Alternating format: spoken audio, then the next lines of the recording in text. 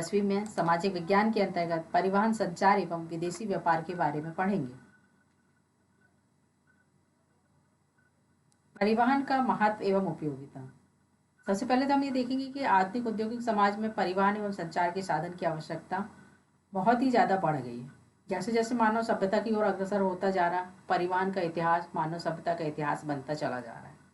और साथ ही साथ परिवहन जो है मानव विकास और सभ्यता विकास का एक पथ प्रदर्शक भी बन गया है। फिर परिवहन के साधन जो है सड़क परिवहन भी है, वायु परिवहन भी है, जल परिवहन, थल परिवहन, इस तरह से हैं। तो सबसे पहले हम परिवहन के साधन के अंतर्गत सड़क परिवहन देखेंगे। भारत में सड़क परिवहन जो अत्यंत प्राचीन है। मानव सभ्यता की शुरुआत में जब मनुष्य अपनी आवश्यकताओं की पूर्ति के लिए एक स्थान से दूसरे स्थान पर आने जाने में लगा रहता था, तो उससे क्या, जब एक ही जगह से व्यक्ति आने जाने लगता है तो वहाँ पर निशान बन जाते हैं और बार बार उस मार्ग का प्रयोग करने से वह पगडंडी बन जाता है। पगडंडी के कालांतर में वह मार्गों में परिवर्तित हो जाता है और साथ ही साथ बाद में वह सड़क का रूप ले लेता है। उसी तरह से मजबूती और बनावट की दृष्टि से भारत में कच्ची और पक्की सड़कें दो प्रकार की होती हैं। कच्ची सड़कें वर्षा ऋतु में बेकार हो जाती हैं, जबकि पक्की सड़कें प्रत्येक मौसम में यातायात चलने लायक में बनी हुई रहती हैं।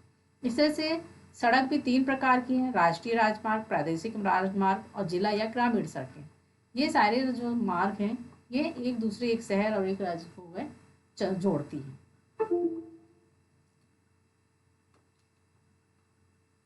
फिर है रेल मार्ग। रेल मार्ग जो है वह भी रेलवे मार्गों का परिवहन भी इस क्षेत्र महत्वपूर्ण स्थान है, क्योंकि रेल मार्गों के द्वारा ही हम एक स्थान से दूसरे स्थान पर उससे भी आसानी से आ जा सकते हैं। और इसका उपयोग जो है उपजाऊ, सघन, आबाद क्षेत्रों की यात्रा, माल ढुलाई के लिए आसानी से किया जा सकता है। इसमें आयातित या उत्पादित माल को भी एक क्षेत्र से दूसरे स्थान पर लाने ले जाने में आसानी होती है। भारत में रेल मार्गों का विकास जो हुआ था 1853 में आरंभ हुआ था और यह सबसे पहले जो है मुंबई और ठाणे के बीच में चली थी, जो कि 34 किलोमीटर लंबी लाइन थी। यह भारतीय रेल जो है विश्व का चौथी सबसे बड़ी रेल प्रणाली बन गई है। फिर जल परिवहन भी हमारे लिए महत्वपूर्ण है, क्योंकि भौगोलिक स्थिति ऐसी है कि तीनों ओर समुद्र से घिरा हुआ होता है और वर्ष भर पानी उपलब्ध होने के कारण नदियाँ जल परिवहन का विकास के आधार पर होता है। जल परिवहन जो है सभी परिवहनों से सस्ता होता है, कि यात्री को ढोने वाले जहाज को लाडर कहते हैं और मालवाहक जहाज को ट्रैम्प कहते हैं और खनिज तेल टैंकर जहाज कहलाते हैं। फिर है वायु परिवहन। वायु परिवहन भी अन्य साधनों की तुलना में वायु परिवहन जो है वह सबसे महंगा है, परंतु तीव्रगामी है। मतलब वह महंगा तो है लेकिन हम बहुत ही जल्दी एक स्थान से दूसरे स्थान पर पहुंच जाते हैं। यह मुख्यतः यात्री ढोने का कार्य करता है और इसके अतिरिक्त डाक व माल ढोने का कार्य भी इनके द्वारा किया जाता है। हवाई उड़ान जो है 1911 में इलाहाबाद से नैनी के बीच हुई थी और जो यह प्रदर्शन जो था तक उसी समय सीमित थी, लेकिन स्वतंत्रता के पश्चात सुधार लाने के विकास के लिए यह 13 अगस्त 1953 को इसका राष्ट्रीयकरण कर दिया गया था। फिर वह पाइपलाइन और पोताश्रय वह है जो मोटर, रेल, जल जहाज, हवाई जहाज, तरल, ठोस, शुष्क माल का परिवहन जो होता है, उसी प्रकार से तरल और गैसीय पदार्थों का परिवहन पाइपलाइनों द्वारा किया जाता है। मतलब जो हमें गैस प्राप्त होता है, पेट्रोल और डीजल जो प्राप्त होते हैं, ये पाइपलाइनों के द्वारा ही प्राप्त होते हैं, इसलिए पाइपलाइनों का जाल बिछाया गया। फिर है समुद्री परिवहन। समुद्री परिवहन जो है बंदरगाह और पत्तन जो समुद्री परिवहन के केंद्र होते हैं, क्योंकि बंदरगाह और पत्तन में अंतर है। जहाँ जलयानों और जहाज़ों को तट पे आने जाने और ठहरने विश्राम करने का स्थान होता है उसे बंदरगाह कहते हैं। पत्तन वह होते हैं जहाँ पर डाक, समुद्र तट में अंततः स्थल जो होता है जहाँ पर जहाज़ों से माल लादने और उतारने का कार्य किया जाता है, उसे पत्तन कहते हैं। बंदरगाह जल व थल के मिलन स्थल होते हैं। भारत में लगभग 7,600 किलोमीटर लंबे समुद्र तट पर 13 प्रमुख और 187 छोटे व मध्यम बंदरगाह हैं, जो भारत में लगभग 93% से अधिक व्यापार इन्हीं बंदरगाहों के माध्यम से होता है। व्यापार का वास्तविक संचालन जो है बंदरगाह ही करते हैं और बंदरगाहों से व्यापार के प्रवेश द्वार भी कहा जाता है। फिर है संचार साधन व उसका महत्व। जो संचार साधन है वो उसका महत्व भी है। जिससे संचार तंत्र में अंतर्गत सूचनाओं का आदान प्रदान या प्रसारण सम्मिलित है, जबकि मनुष्य एक सामाजिक है, अतः उसे अपने व्यक्तिगत, पारिवारिक और सामाजिक जीवन में संचार की अत्यंत आवश्यकता पड़ती है। प्रारंभ में मनुष्य स्वयं की सूचनाओं व संदेशों को एक स्थान से दूसरे स्थान पर ले जाता था। बाद में घोड़ों और ऊँटों के माध्यम से संचार भेजा जाने लगा। बाद में फिर कबूतर का उपयोग किया गया। इस तरह से संचार के जो साधन हैं आज अत्यंत महत्वपूर्ण हो गए हैं। जैसे देश के विकास कार्य या नीतियाँ हैं, जनता को जागरूक करना है, उसके लिए भी हमें संचार की आवश्यकता पड़ती है। देश का आर्थिक विकास और सामाजिक संबंध को भी एकता में वृद्धि करने के लिए भी प्रोत्साहन करना है। फिर अंतर्राष्ट्रीय स्तर पर विभिन्न प्रकार के लोगों के निकट लाने में महत्वपूर्ण कार्य करता है। घर बैठे बैठे ही हम विश्व की महत्वपूर्ण घटनाओं को भी पढ़ सकते हैं, सुन सकते हैं और देख सकते हैं। संचार के माध्यम से ही हम किसी भी कोने में मित्र व परिवार वालों से भी हम बातचीत कर सकते हैं। तो अभी ऐसा हो गया कि हमारा जो विश्व है वह थोड़ी सी जगह में सीमित होकर रह गया। युद्ध और दुर्घटना, भूकंप, आपातकाल आदि घटनाओं की स्थिति का समाचार देना या शीघ्र राहत सामग्री पहुंचाना, मतलब वहां पर हमें ये सारी चीज़ें की जानकारी मिल जाती है। साथ ही साथ हमें उस राहत सामग्री भेजने या राहत पहुंचाने में भी हमें सहायता प्राप्त होती है। फिर वह यातायात सेवाओं में भी मदद करता है और व्यापार के क्षेत्र में माल को खरीदने या बेचने में भी सहयोग करता है। फिर है संचार के साधन। हमने अभी देखा परिवहन के साधन, अब है संचार के साधन। संचार के साधन जो है, इसकी सेवा जो है 1837 में प्रारंभ हुई थी और संचार सेवा वर्तमान में निम्न संसाधन है। जैसे कि डाकखाना। डाकखाना बहुत ही पुराना है, क्योंकि डाकखाने के माध्यम से ही हम चिट्ठियाँ एक स्थान से दूसरे स्थान पर कोई संदेश भेजना है तो हम डाक के माध्यम से भेजते थे। अब इसके आधुनिक सुविधाएं भी इसमें शामिल हो गई हैं, जैसे राजधानी चैनल। राजधानी चैनल के माध्यम से हम संदेश तेजी से भेज देते हैं। मेट्रो चैनल में भी वही चीज़ें हैं, हम आसानी से इस संदेश को एक जगह से दूसरे स्थान पर भेज सकते हैं। ग्रीन चैनल है, व्यापारिक चैनल है। व्यापारिक चैनल के माध्यम से हम व्यापार करते हैं। थोक डाक चैनल। थोक डाक चैनल भी हम इकट्ठा एक क्षेत्र का डाक जो है वह उठाकर भेज देते हैं, वहाँ से फिर वो अपनी एरिया वाइज वो बांटते हैं। फिर पीरियोडिकल चैनल है। स्पीड पोस्ट है, जो कि बहुत तेज़ी से संदेश को एक स्थान से दूसरे स्थान पर के माध्यम से हम भेज सकते हैं। ई पोस्ट है, ई बिल है, मतलब इन सब के माध्यम से हम अपने संचार का साधन जो है हम उपयोग करते हैं।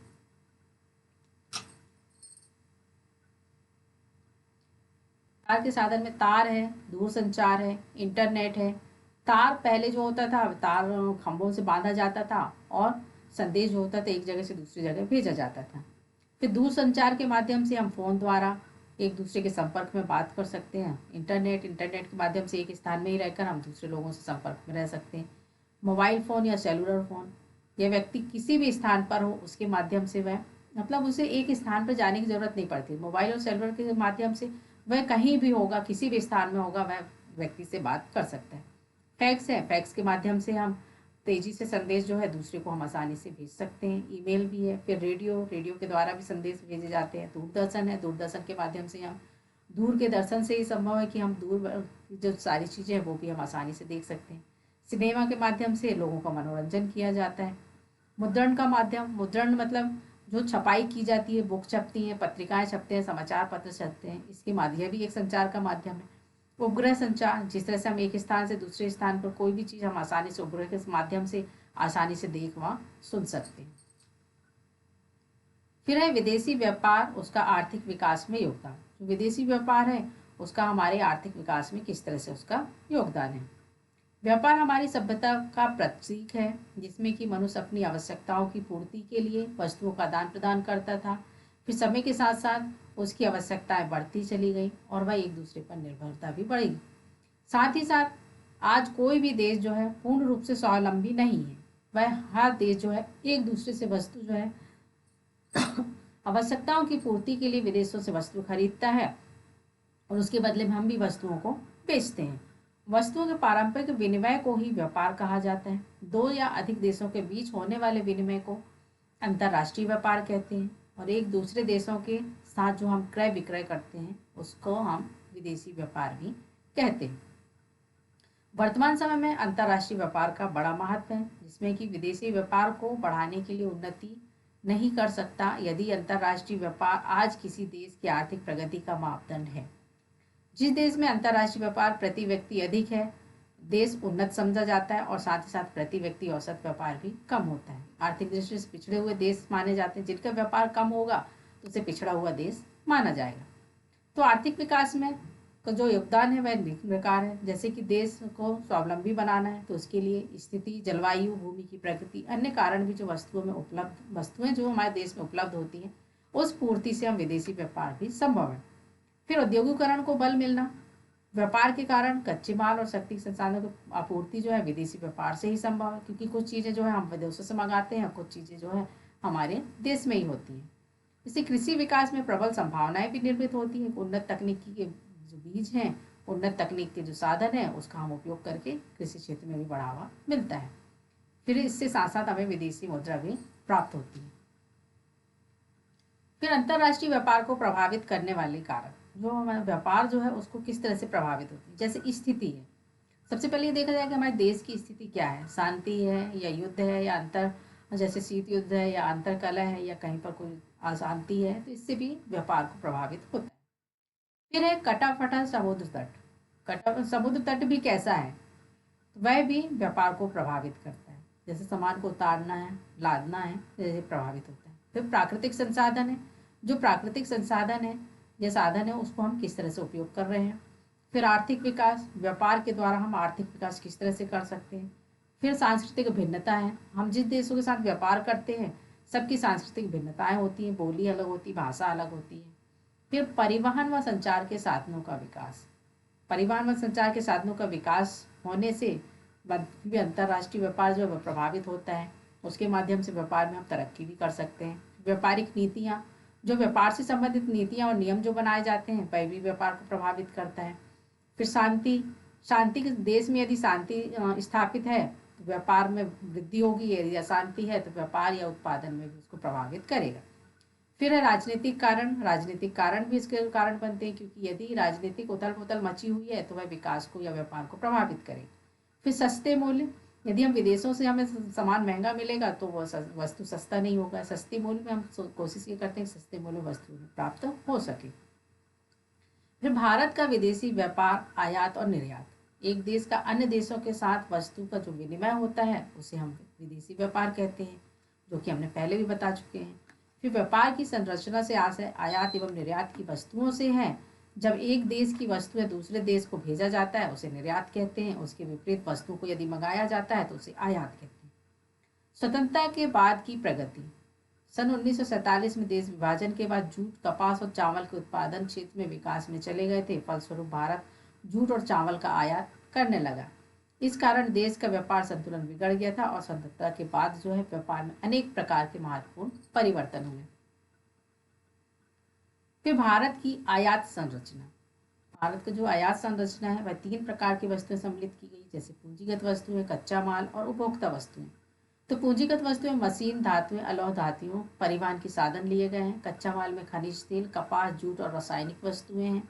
और उपभोक्ता की वस्तुओं में खाद्यान्न, विद्युत उपकरण, औषधीय वस्त्र, कागज इत्यादि, जो कि हम आयात करते हैं। फिर निर्यात संरचना के अंतर्गत 4 श्रेणियों में बांटा गया है: खाद्यान्न, कच्चा माल, विनिर्मित वस्तुएं और पूंजीगत वस्तुएं। तो इसमें जो हम निर्यात करते हैं उसमें अनाज, चाय, तंबाकू, कॉफ़ी, काजू, मसाले आदि जो है हम वह निर्यात करते हैं। फिर कच्चा माल में खाल, चमड़ा, ऊन, रुई, कच्चा लोहा, मैग्नीज, खनिज पदार्थ, हीरे जवाहरात आदि जो है कच्चे माल के अंतर्गत आते हैं, इन्हें हम निर्यात करते हैं। फिर विनिर्मित वस्तुएं, जिसको कि हम निर्मित नहीं करते हैं, सिर्फ कच्चे माल के रूप में, जैसे जूट का सामान है, कपड़ा है, चमड़े का सामान है, रेशम के वस्त्र है या तैयार कपड़े हैं। फिर है पूंजीगत वस्तुएं, मशीनें, परिवहन उपकरण, लोहा, इस्पात, इंजीनियरिंग वस्तुएं जो हैं ये पूंजीगत वस्तुएं हैं, क्योंकि इनके पूंजी निर्माण होता है। फिर भारत में निर्यात संवर्धन एवं आयात प्रतिस्थापन, स्वतंत्रता प्राप्ति के बाद आयातों में तेजी से वृद्धि हुई, लेकिन निर्यातों की मात्रा अपेक्षित जो है वृद्धि नहीं हो सकी। इसके परिणाम स्वरूप भारत का भुगतान संतुलन प्रतिकूल होता चला गया, जिससे विदेशी व्यापार बढ़ते हुए घाटे को रोकने के लिए जहां एक निर्यात को बढ़ाने की आवश्यकता महसूस की गई, वहीं आयातों में कटौती करने का प्रयास किया गया।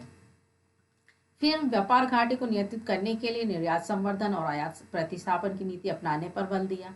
तब निर्यात संवर्धन क्या है? यह एक ऐसी प्रक्रिया है जिसमें निर्यात वृद्धि के लिए पुराने निर्यातकों को तथा नवीन व्यक्तियों को निर्यात में वृद्धि करने के लिए प्रोत्साहित किया जाता है। अब आयात प्रतिस्थापन क्या है? यह एक ऐसी प्रक्रिया है जिसमें विदेशों से आयात की जाने वस्तुओं के स्थान पर उन्हें कोई निकट स्थापन देश से ही उत्पादित किया जाना चाहिए। इस तरह से हम निर्यात संवर्धन और आयात प्रतिस्थापन को समझ सकते हैं। फिर है गृह कार्य, बंदरगाह व पत्तन में क्या अंतर है? दूसरा है निर्यात संवर्धन और आयात प्रतिस्थापन में क्या अंतर है, स्पष्ट कीजिए। भारत के प्रमुख 5 आयात और निर्यात वस्तुओं के नाम बताइए। फिर चौथा है रेल मार्गों का वितरण भारत में असमान है, स्पष्ट कीजिए। पांचवा है दूरदर्शन संचार का सबसे उपयुक्त माध्यम है, स्पष्ट कीजिए। और अंतर्राष्ट्रीय व्यापार को प्रभावित करने वाले कारकों का वर्णन कीजिए।